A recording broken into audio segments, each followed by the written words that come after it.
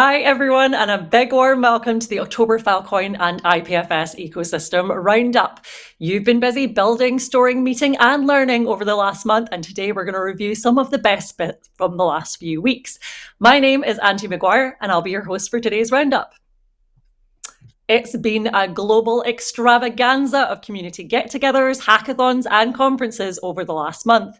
Let's take a look at some of the highlights from last month's FilDev summits in Singapore and Iceland.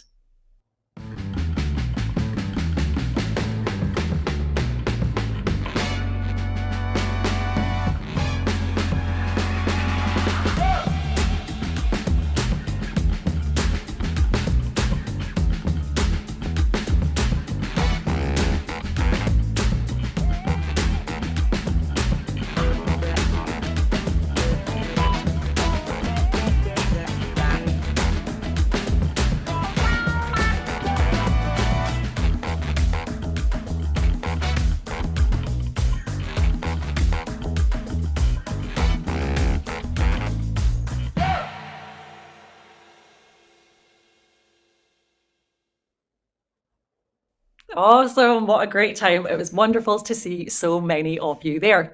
Okay, before we dive into discussions, let's quickly go over the agenda for today's call. We're going to kick off things with an ecosystem update from the wonderful Deep Kapoor. Then members of the Filecoin and IPFS community will give us a rapid overview of the amazing projects and tools they've been working on. Next up, it's time for a demo from our App of the Month, Banyan, followed by a quick Q&A with Sam Groen, hosted by the awesome Ashwant Samuel.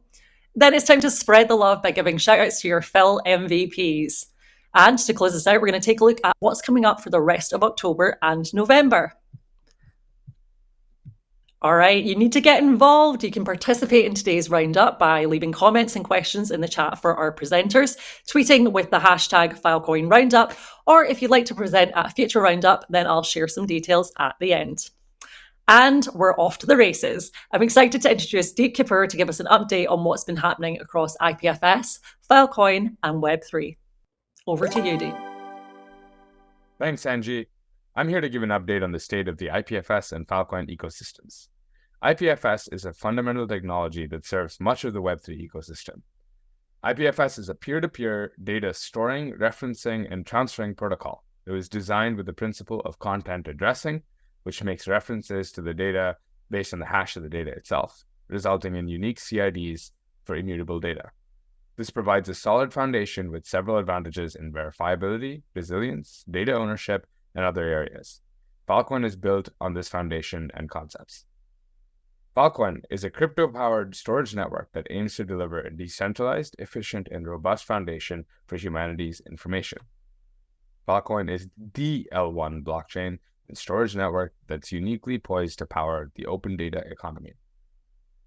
This is our roadmap for bringing web-scale applications to be deployed on Web3 infrastructure. Part 1 is building out scalable data storage by attracting internet-scale hardware.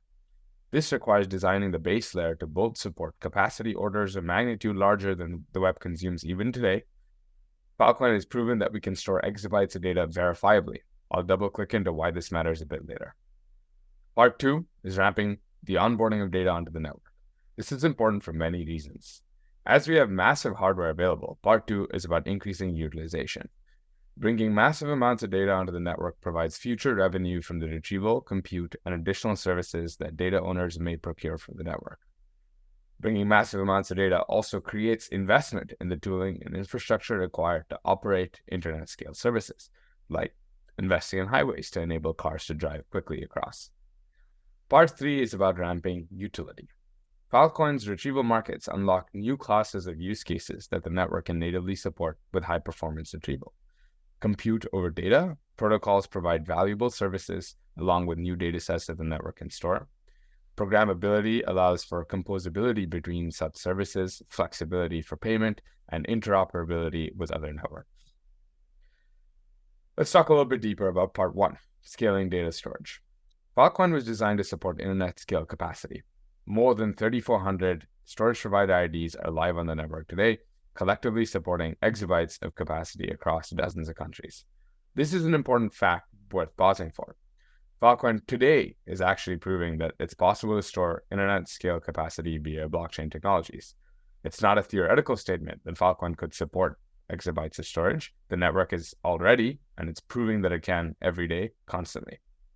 While individually, none of the storage providers on Filecoin could compete with the Scale Cloud, collectively as a network, they can aggregate into a service that meaningfully can. There are many sub-initiatives to continue driving the storage market forward. One of the more notable ones is Ceiling as a Service, which will allow storage providers to specialize their operations to reduce the costs and increase the efficiency in onboarding data. We're also looking forward to working towards decreasing the cost of proofs. Part 2 is about data onboarding. With exabytes of capacity available, the Filecoin network can now work towards offering competitive pricing against existing incumbents in the space. Compared to the rest of the traditional Web 2 cloud, the Filecoin ecosystem is more nascent and investments in tooling still need to be made. However, as an ecosystem, we have the superpower in the form of network incentives, which allow for the community of builders to form and invest in the infrastructure required to acquire new datasets and scale on-ramps onto the network. New companies that stood up around this, new projects are coming up every day. Examples like Tombolo or Banyan, or the work being done by the DAG House team on Web3.storage represent this. In this chart, you can also see the fruits of all of this labor, as the network's total deal volume continues to grow at a substantial pace. I'd also like to call attention to this interesting piece here, where while we have Web3 native teams like Club NFT and Gala Games, users of IPFS that might be leveraging Filecoin as resilient archive, we also see non-Web3 organizations leveraging the competitive pricing of the Filecoin network. Folks like CERN, Berkeley's Particle Physics Lab, and the Internet Archive. These are the real opportunities in the exciting spaces today, where we're seeing willingness for teams to experiment with Web3 for its benefits. This now brings us to part 3. This slide is interesting because it shows you that part 1 and 2, while super substantive and heavy investment over the last few years has gone into these, they both really fit into this single bucket, the storage market. So it's not to say that parts 1 and 2 are done. I think that we're continuing to see more capacity come online. There are many improvements being built by various teams and community members to continually improve the state of the storage markets and push the cost of operations down and improve efficiency overall. But it is also important to talk about part 3. As we start to reach towards part 3, we have a number of other initiatives that are coming or beginning to come online. For the rest of this talk, I want to give you what each of these buckets means, what it sounds like, give you a sense of what these components are, why they're being built, and how they intersect with the broader Filecoin vision of helping to provide a robust foundation for humanity's most important information. First, the Filecoin virtual machine, or what we call the FVM. The FVM is a WASM-based VM designed as a hypervisor. Last month, the FEVM went live as the first VM deployed on top. But down the line, we hope for many other VMs to also be supported, like Agoric or Move or other projects. The FVM allows us to write programs that share the state of the Filecoin blockchain. As we have more off-chain services that are anchored into the network, we can do more from Filecoin as a base layer. One way to think about this is that the FVM allows us to commission data services from the blockchain. But beyond just that, the FVM now allows for flexibility in how we pay for these services as well. Some examples are automatically renewing deals through bounties, or injecting payments into a retrieval markets flow to stream funds to Saturn nodes, or even using bounties like, run this compute job for me, store the output as a storage deal on Filecoin network, and come claim some money. Another way to think about this is Filecoin as an island economy. Filecoin is a robust and growing economy with thousands of storage provider nodes and retrieval nodes eventually that are big businesses. As folks get more and more excited about businesses coming onto the crypto rails being offered, Filecoin continues to offer them, beyond just storage, but alongside storage, different services as well. However, in order to continue supporting this growth, Filecoin storage providers need access to pledged collateral. And the FVM enables native markets to be built and DeFi protocols to be built that enable lending and sharing of FIL as a resource inside this island economy so that these businesses can continue to grow. Moreover, with the FVM, we can now use bridges to support Filecoin services in other economies as well. So for example, you could use staking yields in ETH to fund long-term storage of ETH state in Filecoin. Referencing back to this FVM sort of use case in DeFi, we're seeing that a lot of traction is happening. Since launch, there have been about 570,000 active FVM wallets. You can look for this yourself. by looking for wallet addresses that start with an F4. About 3,900 contracts have been deployed on the FEM, and there are hundreds of teams working to build dApps and more in support of the Filecoin ecosystem. Check out some of these awesome logos below. Overall, this problem space of connecting token holders with storage providers to grow the ecosystem is also gaining a ton of traction. 14.5 million FIL deposited since the FEM launched. 11.8 million FIL borrowed by storage providers to apply towards their services, whether that's pledge collateral or otherwise. Significant growth in the number of people engaged here. And a cool stat to call out is Filecoin is now ranked in the top 30 chains when measuring total value locked across all of Web3. In addition to just the FEM, there are other components here as well: retrieval markets, compute over data, and IPC. There's been a lot of progress across these initiatives over the last several months, but I'd like to highlight 3 specific things here that you should go check out as additional resources. For retrieval markets, you should learn more about the Saturn project, the work being done to develop a CDN. But you can also overall take a look at the progress for the Retrieval Markets Working Group at retrieval.market. The Compute Over Data Working Group is also making progress with Project Bacalhau and Expanso working towards furthering this even more. Check out cod.cloud. And in terms of overall IPC, or what you may not know is Interplanetary Consensus, the working group there is sharing more updates at phil.space. A lot of exciting things that in the last couple of weeks shared at the Phil Dev Summits and otherwise. So definitely check that out too. Filecoin's also been making it in the news. A quick highlight for HQ. Actually, for those of you that know her, she was able to go on the news and talk a little bit further about Filecoin and the progress over the last bit, which is awesome. This is actually happening at Nasdaq trade desk. So check out the recording with a QR code. And then something that I personally want to highlight, especially, was the fact that a proposal was passed for Uniswap v3 to be deployed on the FEM. This has been ongoing for the last several days, and the proposal was passed at the end of last week, I think, when the threshold was met.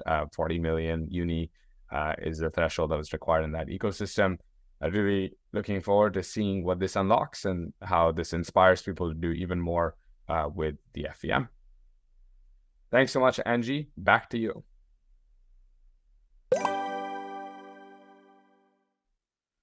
Awesome, Dave. A ton of really exciting updates there, I think you'll agree, and lots of information. So if there's anything that you want to dive deeper into, then please check out the links below.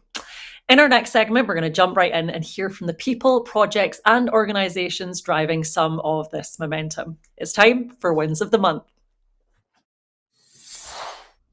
Hi, my name is Becky Vasquez, and I'm the marketer at Vision. We are pleased to announce that we've launched a new Web3 funding tool called Fundring. Are you looking for long-term support for maintenance, security, and feature updates? Deploy a Fundring smart contract and add the widget to your dApp to start accepting funds.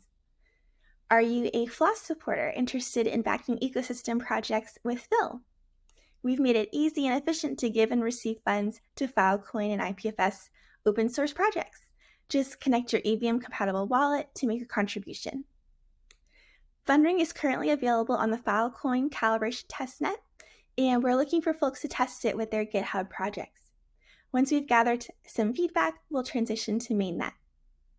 If you'd like to learn more, please visit fundring.vision.app. That's fundring.vision.app, or scan the QR code to read the announcement blog post. Thank you. Hey everyone, this is David Justice, working with the Browsers and Platforms team. I want to announce today that Brave Browser has a new IPFS info bar. This will appear at the top of the browser when you visit an IPFS compatible resource, such as a CID on a public gateway or a website with a DNS link. This is a huge win for visibility. It really brings the IPFS support in Brave to the surface. Also wanted to just make a little note about we got some exciting publishing workflows coming to Brave Browser soon. So keep in touch. We have the Browsers and Platforms channel in Filecoin Slack. That's a good place to get updates. Also, there's a blog post that explains a little bit more about the info bar there. Just want to do a shout out also before I hop off here. to Dietrich Ayala for setting up and continuing to shepherd the collaboration, and the Brave team as a whole. They've been wonderful to work with. Thank you. Hello, everyone. I'm honored to be here to introduce the MiFi, a DeFi project focused on decentralized Filecoin storage staking. We recognize the huge potential of the Filecoin storage staking and is committed to enhancing storage staking earnings. MiFi not only adheres to traditional storage staking earnings security practice, but is also the only leading DeFi platform that has demonstrated the dismantling of miner nodes and the returning of the pledged coins. Since its launch, MiFi has successfully protected the tokens' safety of 1.89 million Filecoins, and we focused on reducing yield losses and maximizing tokens rewards by utilizing FVM smart contracts. Also, you are free to withdraw your tokens at any time. In the future, MiFi will launch an NFT exchange, which will enhance the liquidity of the platform, computing power, contributing more to the development of the Filecoin ecosystem. Thank you. Thank you very much.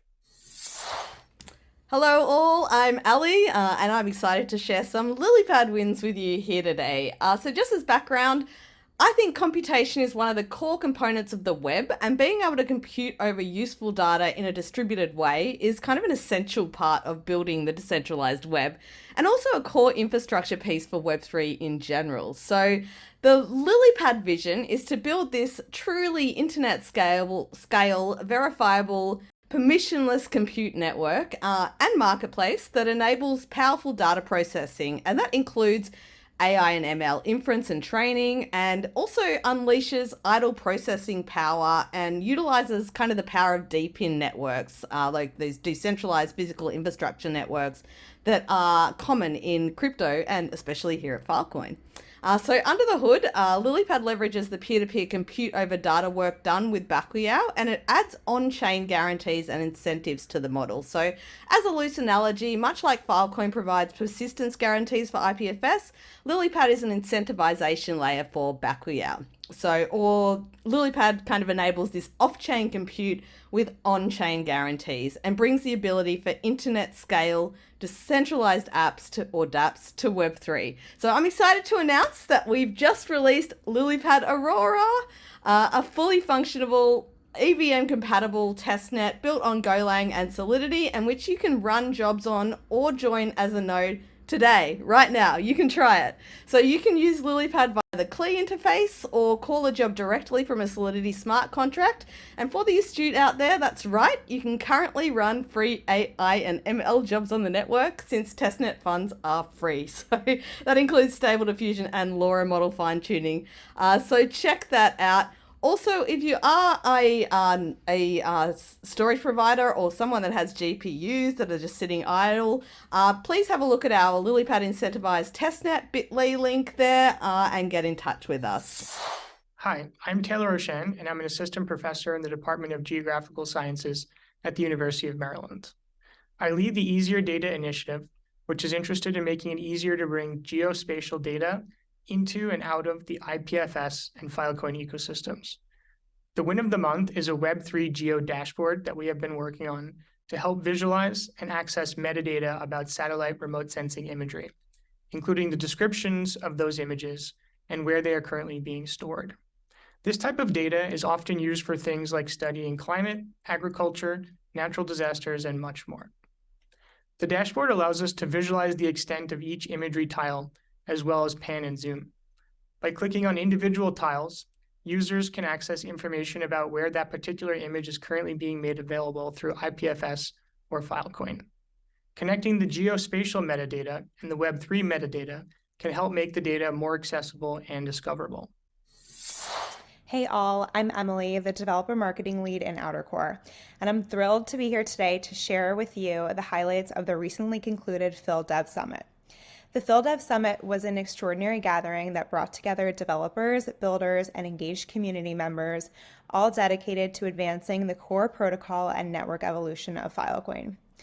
The first of its kind summit embarked with 2 regional hubs strategically located in Singapore, boasting 111 enthusiastic attendees, and Iceland, which drew 109 eager participants.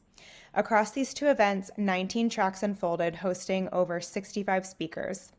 The summit created a distinctive forum for Filecoin community members to collaborate, engage in profound discussions, and collectively tackle challenges. Our gratitude extends to our invaluable sponsors and dedicated track leads, as well as every individual who joined us and contributed to the summit's resounding success. For those who may have missed these enlightening sessions, I invite you to explore the official Filecoin YouTube channel, where you can catch up on all of the recorded talks from each session soon. Thank you for joining us on this journey towards the future of Filecoin, and we hope to see you at the next FilDev Summit. Hey folks, this is James from the Builders Funnel team. I'm really excited to announce our partnership with Consensus on their new Scale program. Scale is a unique accelerator program that is tailored to advanced stage ventures. So think dApps and blockchain companies between seed and Series A that already have fully functional teams, institutional funding, and some element of product market fit. And those teams are ready to take the next step towards growth and expansion. Through our partnership, over 24 months, 10 builders each quarter will have access to Protocol Labs' technical expertise, storage credits, capital, expert and mentor networks, and even be invited to join our thriving founders community. As many as you probably are already aware, Consensus and PL have a long history. We've co-created leading Web3 protocols. We've co-built game-changing startup programs like Tachyon, which gave birth to teams like ChainSafe, CoinShift, Mona, Spheron, Hedgie, Secured Finance, and many more. And PL were even an early investor in Consensus. So this is really about 2 OGs in Web3 supporting the next generation of startups.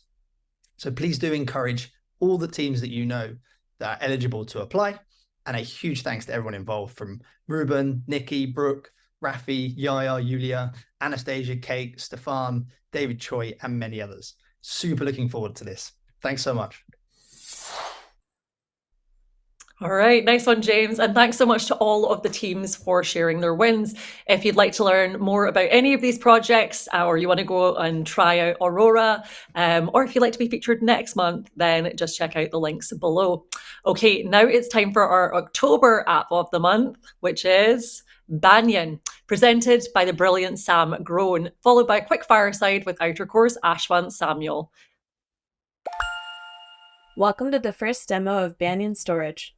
Banyan Storage is the next-generation file sharing and backup platform with advanced privacy, security, and sharing capabilities enabled by distributed peer-to-peer protocols and blockchain. I'm Sam Groen, Head of Product, and I'll be showing you our alpha build, as well as a preview of other features coming later this year. Here's our main homepage. This has your various buckets for hot or cold storage or backups, as well as trash for files you're deleting. Here you can also create new buckets or folders, or import new files. On the bottom left, we also keep track of your current storage usage and capacity. One thing that's really special about Banyan is that all of your files are encrypted. No one except you can see the contents of your buckets, folders, or files, not even Banyan. Another unique feature of Banyan is that users choose the number of replications, meaning storage locations, they would like, and pricing adjusts from there. Even with this, Banyan will still be priced very competitively versus the market. Across the top, we see Banyan Computer, the ability to search for buckets, files, folders, or eventually users, and then we have the ability to manage key access, which we'll get to in a moment. But this allows you to configure access and security for different keys for different configurations, such as API, SDK, or other entities that have access to the data. We also have a basic settings panel. This would allow you to configure things like languages, the help button, and then your avatar. This is your overview of general files. This user has 2 buckets, 2 cold buckets, long-term storage, and 1 is used as a backup. And then we have a documents folder and an nda.pdf file. Here we see a reminder of the storage class, cold versus hot and cold. Different availabilities of the data, as well as bucket types, interactive and backup, thinking more like long-term backup versus interactive or something you might use more frequently. Here we also have last edited dates and file size. These hamburger menus at the far right allow you to manipulate different files and folders depending on what kind of entities they are on the next screen. On this page, we see an overview of an individual bucket, including the files themselves and the ability to upload additional files to this folder. Here we have files with different avatars and then again, last edited and file size. We've strived to create something with a familiar and intuitive interface, improving upon usability issues we've heard from customers of today's data storage solutions, like Amazon S3. If we go through the upload file flow, you'll see the modal pop up, which allows you to select the bucket that the file is going into and the folder. You also have the ability to create a new folder if you wish to do so. Here we see a confirmation modal at the bottom right. That shows that your files are being uploaded to the chosen bucket. Here is an example of a backup bucket. We see a hot backup with the ability to take a cold snapshot, rename the bucket, view backup versions, or delete the bucket entirely. When you go through the cold snapshot flow, you'll see the modal for take a cold snapshot. You can also peruse the versions of the file storage and when it was edited last. We'll have a more sophisticated version of this in future versions for multiple users, as well as the ability to delete the bucket permanently here. Lastly, we have the Manage Key Access screen. This allows you to configure different keys for different users and entities. Here we have Sam's laptop and API key, which has approved access. We also have the ability to remove access if needed. The web UI needs to be configured for every bucket, as well as different laptops and phones that might have access to this data. When you update the data, you will see a confirmation message that the access was updated. This has been the initial demo of Banyan Storage. Stay tuned for alpha release, September 5th, 2023, followed shortly thereafter by beta release, and before the end of the year, the GA release of our product. Curious what we're building in GA? A few of the features we have scoped to add before our GA launch, November 2023, include share files, similar to Google Drive, sending files between users for collaboration purposes, email notifications for sharing, storage limits, or any account issues, versioning, see versions of edits and files, and keep track of who performed which edits, migration support for onboarding new clients to Banyan, SOC 2 Type 1 compliance, multi-language support for users across the globe, full billing and payment support, including multiple tiers and bundle options, competitively priced to market, and proof of storage for your individual files. At any time, check for proof of storage of specific files on the blockchain. Beyond our GA launch, November 2023, we have several things planned for post-GA and early next year, 2024. Preview files, the ability to preview a file to visually reference a version or edit without having to download the file first. Peer-to-peer file transfer, think BitTorrent and Auth, or AirDrop for big files, essential for large data sets, benchmarking data, file sharing, or academic use cases. Accommodate more file types for specific customer use cases, Obsidian or Git files. Integrations for specific audiences, Adobe, Final Cut Pro, Vimeo, AutoCAD, and Arcus. Self-healing storage rebalancing. If a particular storage provider fails, we automatically find a new one for you, rather than you losing data. Your data is always safe. Preferred storage provider settings. Allowing storage providers to refer customers and route that order to a specific SP, helping SPs grow their business inside of Banyan. Upload and backup management GUI for users to easily upload and manage backups to Banyan. VectorDB integration for data mapping and querying. Using the latest technology and data queryability, VectorDBs allow more intuitive and creative search, making our search interface easier than most things available today. Automatic file change syncing for users, compatibility with Amazon S3, and Fuse-mounted Banyan file systems. Thanks for watching our demo. We'd love to hear from you. Please check out our new homepage, banyan.computer. Sign up for newsletter updates, or become an early user, or forward to a friend who would benefit from truly encrypted, private, decentralized data storage. Until next time. Hey Sam, welcome to the IPFS and Filecoin monthly roundup. Super excited to have you representing the Banyan team today and excited to ask you some questions. Thanks. Yeah, it's great to meet you. Awesome. Well, I'd love to get a little bit of background on Banyan. How did you all get started and why did you all pick Filecoin to build on? Sure. Yeah, so there's a lot of untapped potential in Filecoin. The tech is better, the underlying economics are the best we've seen, the protocol stack is very interoperable and fully thought out, and the service provider ecosystem is the highest quality. We also appreciate the support of the wider PL network, which has been pretty great for us. We're happy to support the numerous storage providers and hope to create a really thriving ecosystem for SPs, individual end users, and our enterprise customers. Got it. Appreciate that. So Filecoin has really been all about, onboarding as much hardware as possible around the world, and then having those storage providers or service providers, as you mentioned, onboard data. And so can you just talk a little bit about how Banyan elevates the base Filecoin protocol? What is it that you do that really takes Filecoin to the next level? Sure. Yeah, so this is a big part of my job as the head of product, but Banyan tries to add a beautiful, functional, easy to understand UI and developer experience, which is coming soon, over the top of Filecoin. So our alpha users have remarked numerous times on how smooth and easy to use it is, despite the very complex infrastructure in the back end. It's really like an art, and that's what a great user experience should be. All the benefits, low frustration, low effort for the customer, it just works. For larger enterprise customers, we'll also meet their requirements for compliance, legal responsibility, security, and features like organizational account management. Filecoin doesn't provide that out of the box, so we added it. Larger enterprise customers also want to pay in fiat, and that's something that we'll support as well.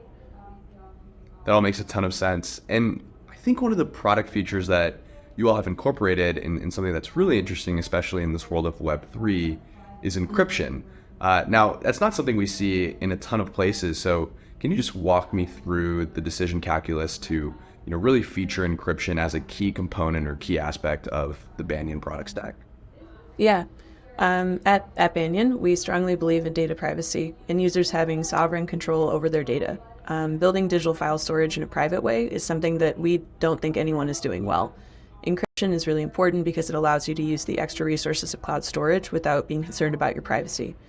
We've spoken with companies that feel like they have to use AWS or GCP, but they'd prefer not to because maybe they're building a product that competes directly with Amazon or Google, and they don't want Amazon to have access to scanning or using their data for AI models or whatever else they might choose to do with it.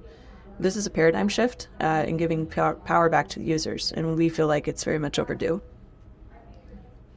Got it. Makes sense. And so at Banyan, it sounds like you're onboarding two larger groups of individuals. One is the customer who wants to store their data. Then you also need to onboard the service providers or the storage providers who can actually have the ability to store the data. And so can you talk a little bit more about that process of onboarding a storage provider? How do you select them? And then maybe for the storage providers that are out there today, maybe could you provide them with some additional details on how they could potentially get involved with Banyan? Yeah, for sure. So SPs are thoroughly vetted by our BizDev team, also known as TIM right now, and we only work with the highest caliber SPs who can meet our strict SLAs and provide reliable service to our customers. We feel that trust is hard to earn and easy to lose, so we intend to provide an amazing customer experience that keeps people happy and working with us. We believe in providing the best and raising the bar on what that is today. So we offer permissioned retrieval, which ensures users, even though your data is encrypted, you are the only one who can download it. There's no need to worry about anyone else having access to the file. Our software keeps control and security in the hands of users. And regarding failure scenarios, we have a self-healing storage process so that the customer's files are always safe, always retrievable. SPs are required to provide proofs on an ongoing basis. The files are still stored and encrypted. Customers can view those proofs at any time. We also have software installed locally to monitor uptime. Should the SP be unable to provide a proof, so like a failure on their part, we will have already moved the file to another SP. If they fail multiple times, they'll be put on a warning list that we'll monitor and eventually be dismissed from our program if the behavior continues. However, the best SPs will be rewarded with frequent deals, local first preferences, and prioritized referrals.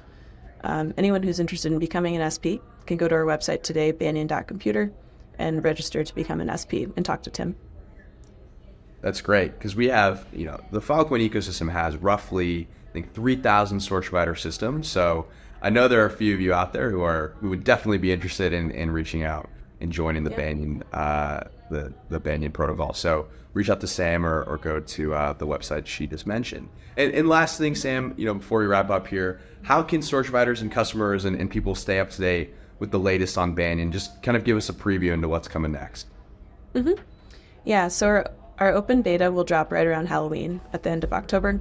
This has substantial UX improvements, including updated brand colors, file sharing, a beautiful storage provider page to manage outgoing deals with Banyan, email notifications, a replications menu, a billing page including payment through Stripe, migration support via our CLI in what we call Tomb, and user settings to control things like light and dark mode and language support.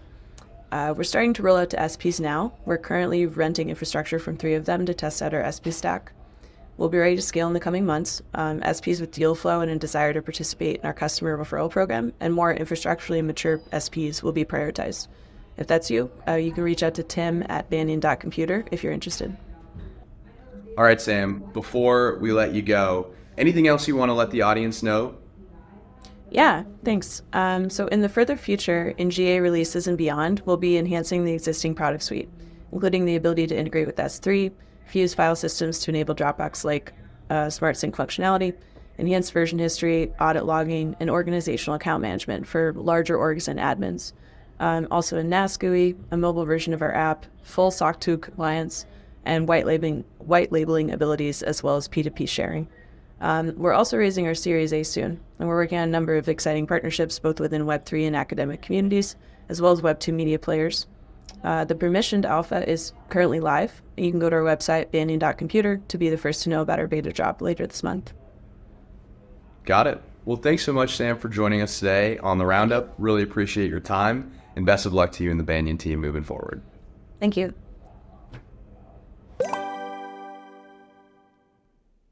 Awesome. Thank you so much, Ashwant and Sam. And like Sam said, if you want to learn more about Banyan, maybe you're an SP who's excited to work with them, or you're a data steward or owner, just head over to banyan.computer. Simple.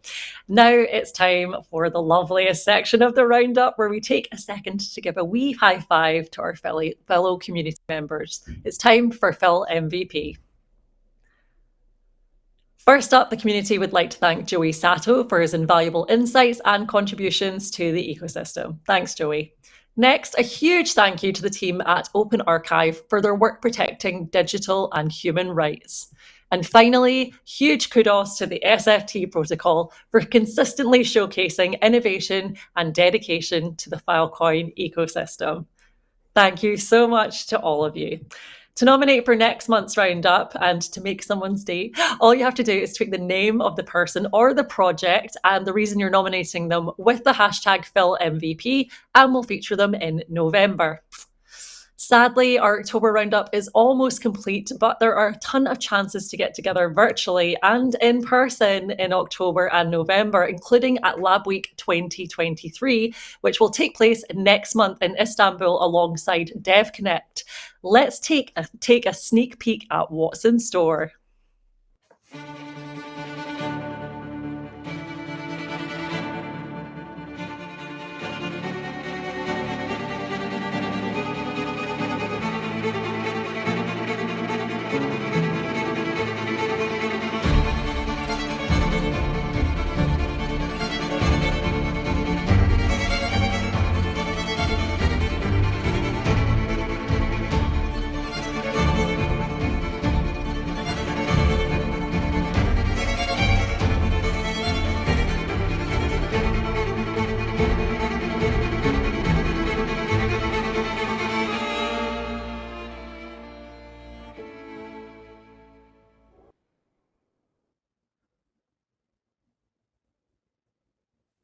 Oh my goodness, I'm so excited. And if you would like to join us at Lab Week, then please make sure to sign up at the link below. Rumor has it that James Tunningly and I might be hosting a rather fantastic trivia night, so make sure you go ahead and sign up.